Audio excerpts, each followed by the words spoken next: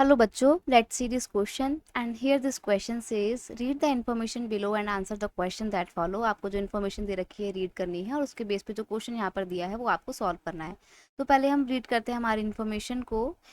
देखिए, government of India has created some standard for almost every product to protect the economic interest of all citizen. सभी citizens के economic interest को protect करने के लिए government of India ने कुछ स्टैंडर्ड सेट किए हैं हर प्रोडक्ट के। जैसे कि एगमार्क को इशू किया जाता है एग्रीकल्चर प्रोडक्ट के लिए, आईएसआई मार्क को इलेक्ट्रिक प्रोडक्ट्स के लिए, बीआईएस मार्क को गोल्ड ऑर्नामेंट के लिए और साथ ही साथ सिल्वर ऑर्नामेंट के लिए भी, एंड एफपीओ मार्क को प्रोसेस्ड फ्रूट प्रोडक्ट के लिए इशू किया जाता है। अब इन सर्टिफिकेशन मार्क की डिटेल जानकारी कुछ इस तरीके से है।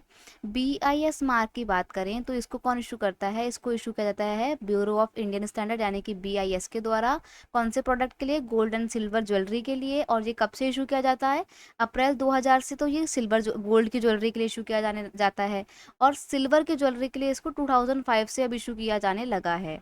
आगे है एगमार्क, तो इसको इशू करा जाता है directorate of marketing and inspection of the government of India के द्वारा। कौन से प्रोडक्ट के लिए? एग्रीकल्चर प्रोडक्ट के लिए। और कब से इशू किया जाता है? 1937 से। हालांकि 1986 में इसमें एक बार अमेंडमेंट भी किए गए थे।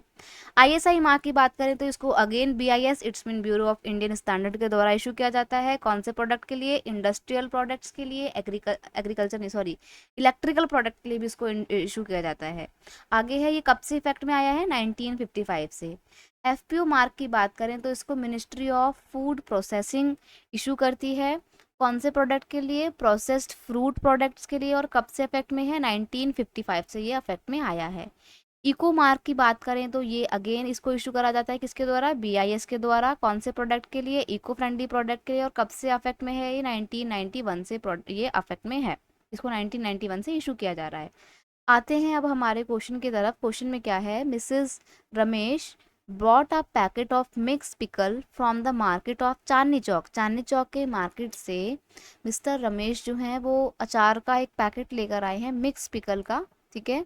विच certification mark should he look for, तो जो वो प्रोडक्ट लेकर आए हैं उस पर कौन सा मार्क होगा? अब आप में से बहुत सारे बच्चे बोलेंगे एग मार्क होगा। क्यों? क्योंकि वो एक फूड आइटम है, एग्रीकल्चर प्रोडक्ट है। लेकिन आप ध्यान से सुनो, क्या है? Mix pickle. पिकल किसके होते हैं? फ्रूट्स के होते हैं। और फ्रूट्स को प्रोसेस्ड करके अचार बनाया जाएगा। तो जब वो प्रोसेस्ड है तो फिर प्रोसेस्ड फ्रूट के लिए कौन से मार्क को यूज़ किया जाता है? एग्रीकल्चर मार्क के लिए एग मार्क को यूज़ किया जाता है। लेकिन जो प्रोसेस्ड फ्रूट प्रोडक्ट्स होते हैं उसके लिए हम एफपीओ को इशू करते हैं। यहाँ पे अभी हमने देखा भी था, अभी हमने पढ़ा भी था कि एफपीओ मार्क को हम कौन से प्रोडक्ट के लिए इशू करते हैं? प्रोसेस्ड फ्रूट प्रोडक्ट्स के लिए।